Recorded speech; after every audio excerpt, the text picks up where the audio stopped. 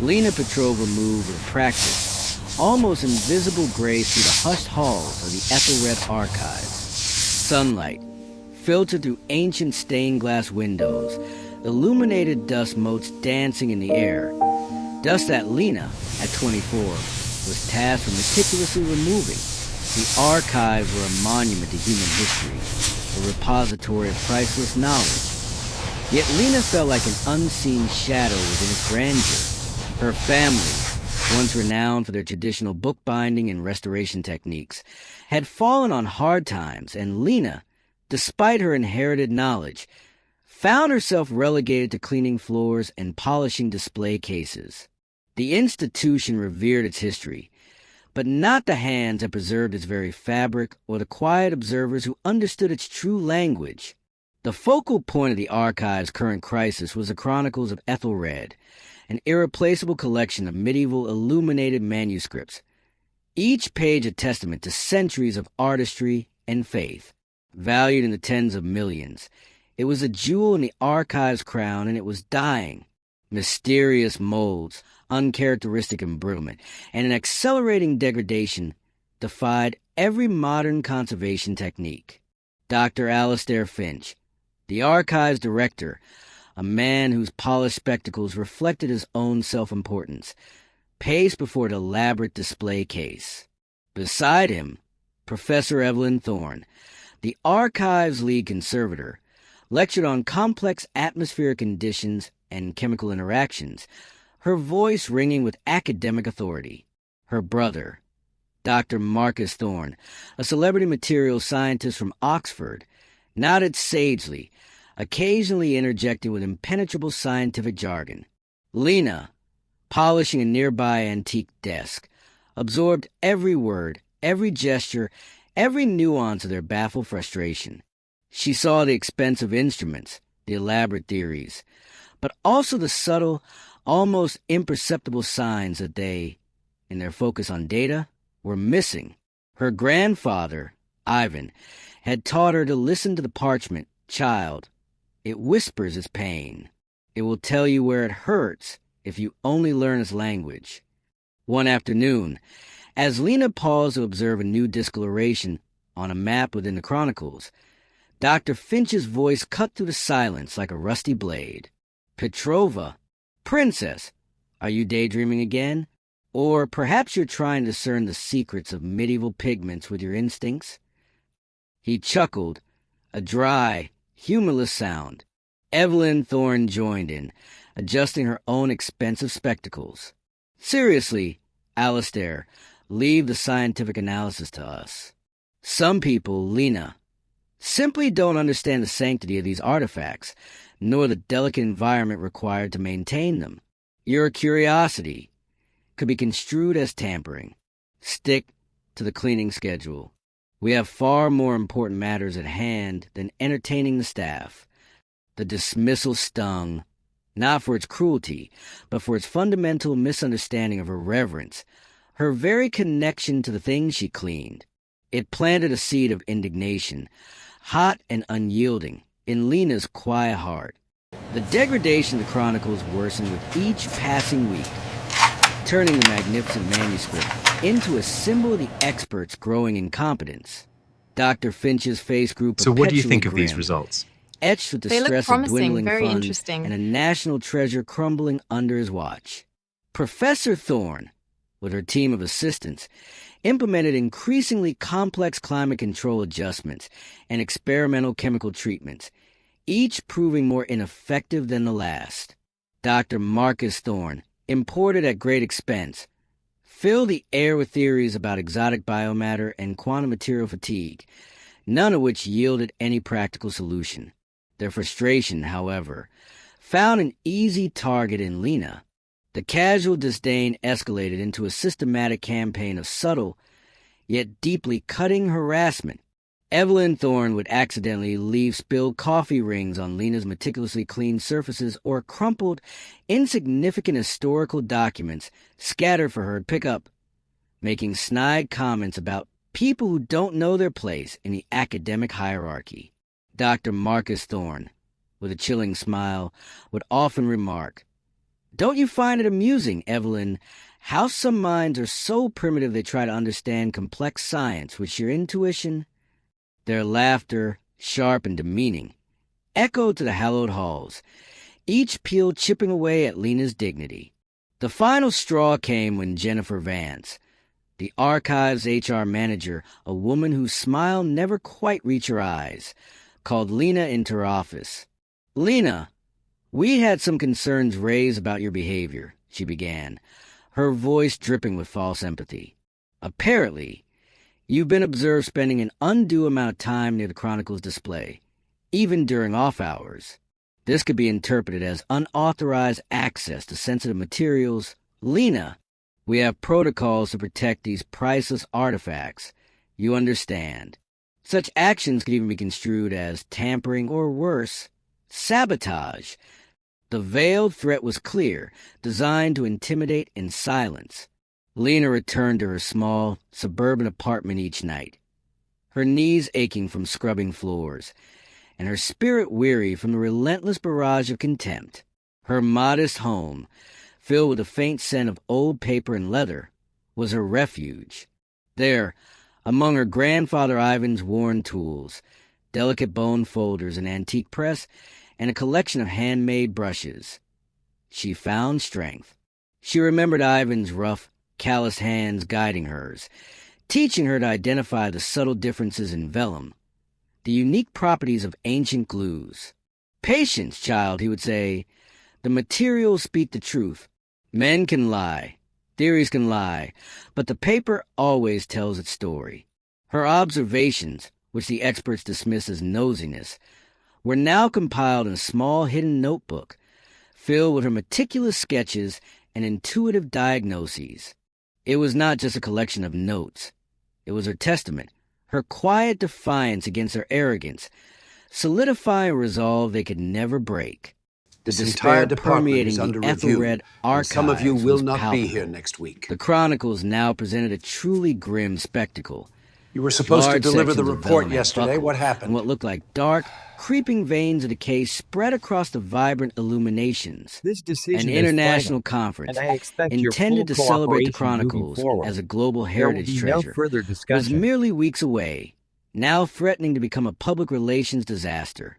Dr. Finch, frantic, called for an emergency staff meeting, attended by a consortium of external funders and even a representative from the Ministry of Culture, in a desperate attempt to show something was being done, and perhaps to diffuse the tension with a bit of dark humor. Dr. Finch clapped his hands together. "My esteemed colleagues, we've exhausted every scientific avenue. Perhaps our very own Miss Petrova, with her unique perspective on the archives, has a folk remedy? She seems to have quite the discerning eye for our precious collection." He gestured towards Lena, who was discreetly stacking cleaning supplies in the back, inviting snickers and uncomfortable glances from the assembled professionals. Evelyn Thorne, her face pinched with a mixture of professional jealousy and personal animosity towards Lena, seized the opportunity. "Actually, Alistair, that's not a terrible idea. Lena, since you're so observant, how about a little test? If you can identify one specific, previously unidentified problem with the Chronicles within the next hour, a problem that has eluded our teams of experts, we'll grant you a month's paid leave. However," she paused, letting her words hang heavy in the air, "if you fail, you'll be immediately dismissed from the archives, and we will ensure your family's outdated, unscientific, traditional methods are publicly disassociated from any reputable conservation efforts. We can't have such notions tainting the public perception of actual science."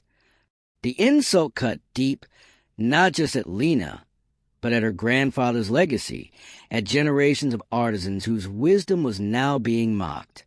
Just as the insidious laughter began to spread, an unexpected voice cut through the murmuring crowd.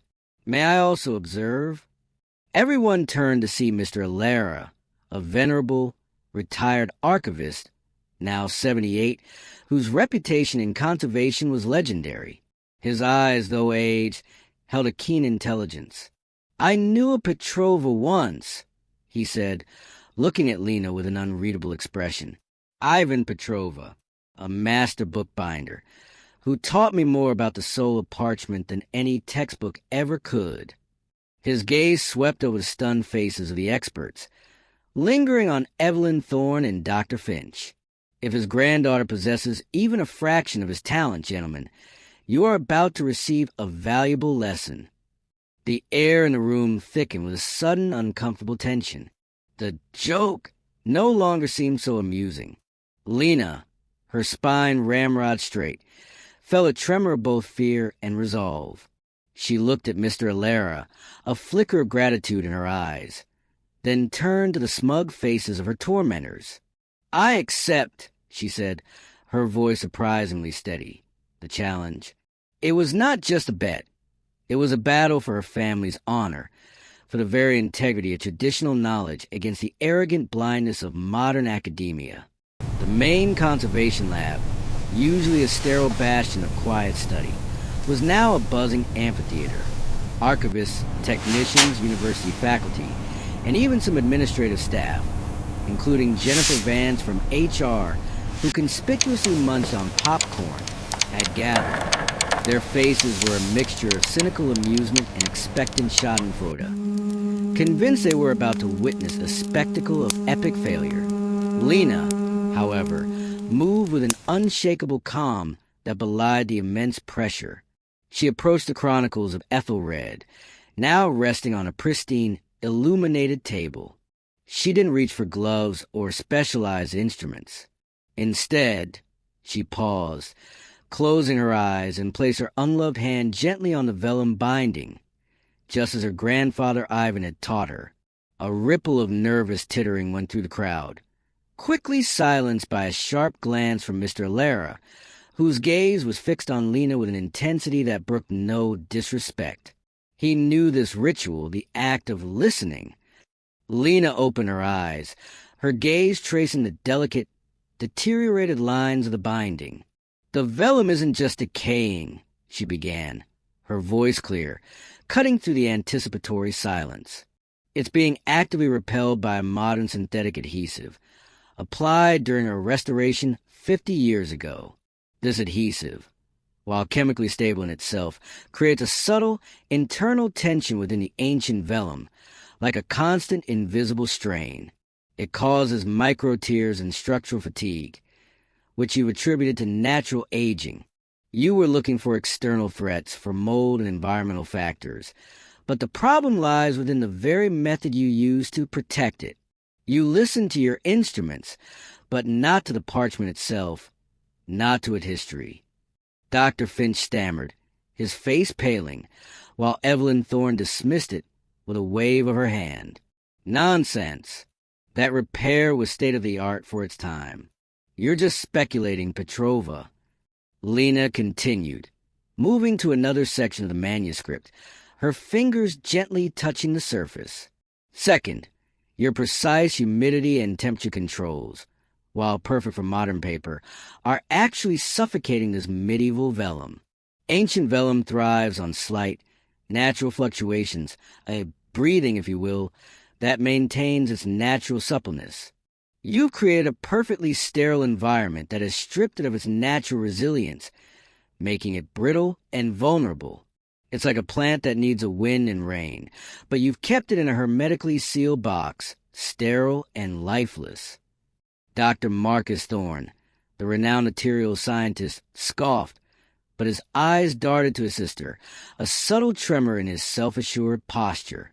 He knew, intellectually, that certain organic materials behave counterintuitively. Finally, Lena pointed to the display case's specialized UV-filtered lighting. "And the third problem," she stated, her voice growing in confidence, "is your lighting. While the UV filters protect against direct damage, they are too strong, paradoxically bleaching the rare indigo pigment used in some of these illuminations. This bleaching causes a pigment to crystallize and chip, which you've mistaken for a new, aggressive mold. My grandfather," she continued, looking directly at the stunned faces, "knew the precise, unstable chemical composition of such ancient dyes. He taught me to see how the light itself could be an enemy, not just a protector. The lab fell into a stunned, disbelieving silence. The specificity and technical accuracy of Lena's observations, without a single piece of equipment, shattered their complacent academic worldview. Mr. Lara nodded slowly, a small, knowing smile playing on his lips, a silent witness to the unmasking of arrogance.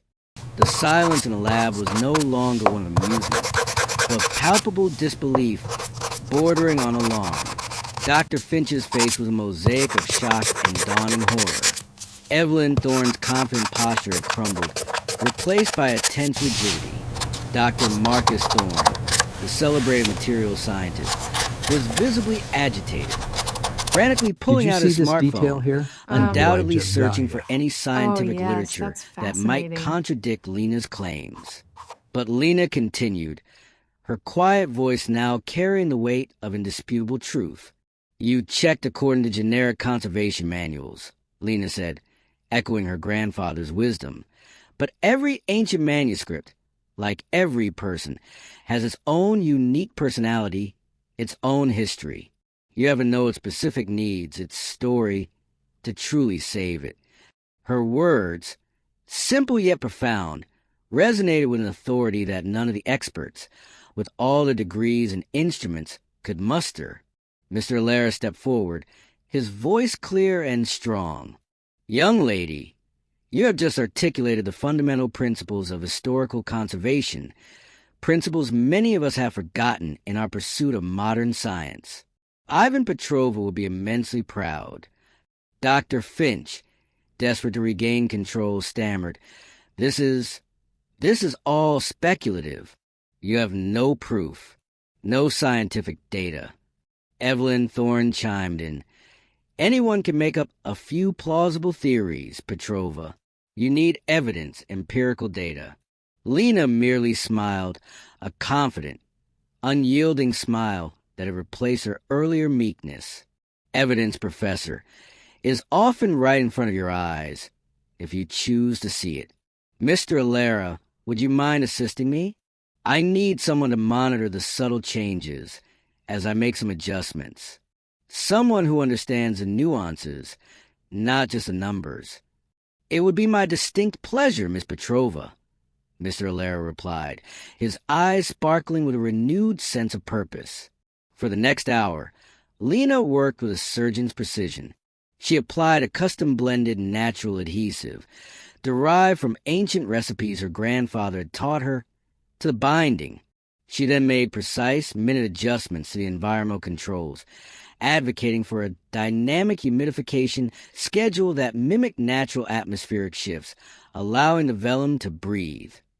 Finally, she fashioned and applied a unique, diffuse light filter, carefully chosen to allow the delicate indigo pigments to stabilize without further bleaching.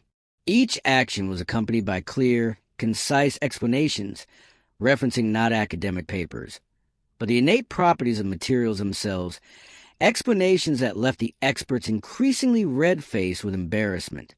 The internal tension the binding is normalizing, Mr. Lara announced, his voice filled with admiration as he observed the subtle changes through a magnifying glass. The vellum is regaining its pliability. The pigment degradation has ceased. Jennifer Vance, the HR manager, tried to quietly slip out of the room, but Mr. Lara's voice intercepted her. Ms. Vance, I believe the Aethelred Archives owes Miss Petrova a formal explanation as to why an employee with such superior, invaluable technical knowledge was relegated to cleaning duties. Mitchell began to sweat visibly. Mr. Lara, we didn't know. She never presented her qualifications. Qualifications, Mr. Lara interrupted, his voice sharp as a razor. Or did you never deign to listen to someone you considered inferior, simply because their knowledge wasn't stamped with university seal? The confrontation hung heavy in the air, a silent accusation against their collective arrogance. The lab had become a silent courtroom, where the accusers now found themselves on trial. Lena stood before the Chronicles, her hands poised, a quiet power radiating from her. Would someone like to verify the adjustments, or should I confirm the stabilization myself? She asked, her voice calm but firm. No one answered. The smug certainty of the experts had evaporated, replaced by palpable shame and disbelief. Lena gently touched the ancient vellum.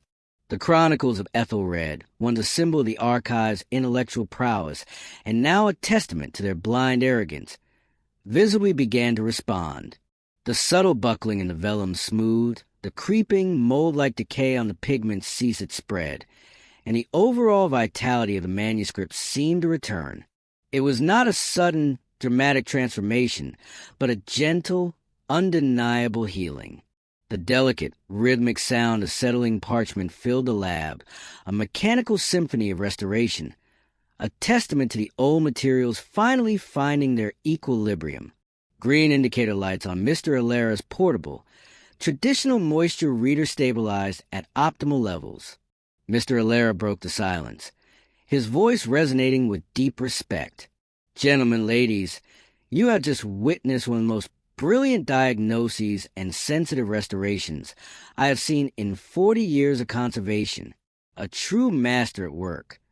Amanda Hayes, the head of marketing who had earlier joked about Lena's folksy approach, tried to approach with a forced smile. Lena, what an impressive demonstration. Perhaps we can discuss Lena cut her off, her gaze unwavering. Discuss what, Ms. Hayes? How you spent months treating me like a ghost. How you allowed cruel jokes about my background to echo through these halls. About the HR complaint designed to silence me. Amanda Hayes turned pale, remembering her casual comments about Lena's unqualified meddling. Dr. Finch, Professor Evelyn Thorne, and Dr. Marcus Thorne remained frozen, their faces cycling through shock, disbelief, crushing embarrassment, and finally, the devastating realization that they had spent months actively humiliating someone infinitely more capable, more knowledgeable, and more profoundly connected to the very objects they claimed to protect. Miss Petrova, Mr. Alera said, turning to her with genuine respect. I have some contacts at the International Center for Heritage Conservation who would be very interested in your unique approach. Would you consider having dinner with me tomorrow? As the restored Chronicles lay quietly, radiating a newfound stability, providing a triumphant soundtrack to the collective humiliation, everyone in the room understood. They weren't just witnessing the solution to a technical problem. They were witnessing complete demolition of a system built on prejudice disguised as competence, where the real injustice was not that a cleaner understood ancient manuscripts, but that credentialed experts were as incompetent as they were arrogant. The legacy of true wisdom had just rewritten the rules. 3 months later, Lena Petrova walked the hushed corridors of the International Center for Heritage Conservation, ICHC, her new badge gleaming under the modern, yet appropriately diffused lights. Thomas Reed, true to his word, had introduced her to the ICHC's Director General, Dr. Anya Sharma, who immediately recognized the profound value of someone who could listen to the artifacts in a way that no expensive instrument or abstract theory could. Ms. Petrova, Dr. Sharma had told her during her first week, your intuitive approach has already saved us countless hours and protected priceless artifacts. Would you be willing to head up our new division for traditional archival diagnostics? Lena accepted, her heart swelling with gratitude and a quiet sense of purpose. Meanwhile, back at the Aethelred Archives, competence was no longer negotiable. An internal audit, triggered by Mr. Alera's detailed report and the quiet scandal of the Chronicles' miraculous recovery, revealed Dr. Finch's gross mismanagement and the exorbitant costs incurred by the failed expert consultations. He was forced into early retirement, his reputation in tatters. Professor Evelyn Thorne and Dr. Marcus Thorne faced an ethics committee investigation for professional negligence and academic misconduct. Evelyn was demoted to a junior conservator position in a remote regional library. Her career effectively ended. Marcus, his once stellar academic reputation shredded, returned to his university, but found his grants cut and his research proposals consistently rejected. His cutting-edge science had been exposed as lacking fundamental understanding. Jennifer Vance, the HR manager, desperately tried to erase all traces of her involvement, particularly an internal memo detailing Lena's misconduct that had, ironically, been leaked through the very channel she had used to spread gossip. But the professional world has its own unforgiving memory. Her career in human resources evaporated when other institutions discovered her active participation in workplace discrimination. No reputable corporation wanted to be associated with someone documented as humiliating employees. The Aethelred Archives faced a federal audit on discriminatory practices after the case gained national notoriety in conservation circles. The institution paid substantial fines and was mandated to implement comprehensive diversity and inclusion programs, ironically having to hire consultants to teach them what Lena had always known. Talent and knowledge have no single path, no singular color, no uniform credential. Their once exclusive halls now welcome traditional artisans and craftspeople, slowly but surely rebuilding a reputation based on true respect for all forms of heritage and those who understood it. In the 6 heart months of our later, story lies Lena a simple Petrova stood truth, on a brightly a lit message stage, woven into addressing the very hundreds of fabric engineers, of existence. archivists, and And conservationists in that at a moment, global the conference on power heritage of words, the preservation. power of Her keynote stories speech, titled became The Whispering undeniably Parchment, clear. Listening The Beyond the words we Data, choose can went build viral, bridges or not for create humor or divides, scandal, but for a inspire profound action message. or sow doubt. Millions watched a young And woman, once so, dismissed with as a these mere ancient cleaner, words, we begin to teach seasoned understand the professionals true about the critical power hidden importance of within the humility, whispering parchment. deep observation, and respecting the inherent wisdom of traditional crafts, values that no university degree alone could impart. At a celebratory dinner, Mr. Alera raised a glass. You know what the most ironic part is, Lena? Your grandfather, Ivan, taught me more about true conservation in one afternoon in his dusty workshop than these esteemed colleagues learned in 4 years of expensive college. Lena smiled, touching the delicate locket around her neck, which held a tiny, faded photo of Ivan Petrova. He always said that old things are like people. You have to treat them with respect, listen to their stories, to truly get the best out of them. Amanda Hayes, the former marketing director who had once joked about Lena, now worked as a receptionist at a provincial accounting firm. Her MBA and networking skills were worth less than the common sense and empathy she never developed. During an unsuccessful job interview, a recruiter had bluntly stated, "We saw the reports about your involvement in the Aethelred Archives incident. You're not the kind of person we hire." The Chronicles of Aethelred, now magnificently restored and stable, were once again the jewel of the archives, generating record visitors and renewed academic interest. A discreet hand-carved plaque, placed beside its display, read, "Revived by Lena Petrova in homage to Petrova family legacy of traditional conservation." It was a small, powerful acknowledgement. Dr. Alistair Finch now ran a small, struggling antique shop in a quiet suburb where he ironically had to learn the hard way what Lena had always known. True knowledge comes from your hands, not just from diplomas. His only employee, a seasoned restorer who had never seen inside a university, constantly corrected his academic mistakes. Professor Evelyn Thorne and Dr. Marcus Thorne, now professionally marginalized, tried to enroll in Lena's online workshops offered through the ICHC, seeking her intuitive diagnostics techniques. They were politely rejected.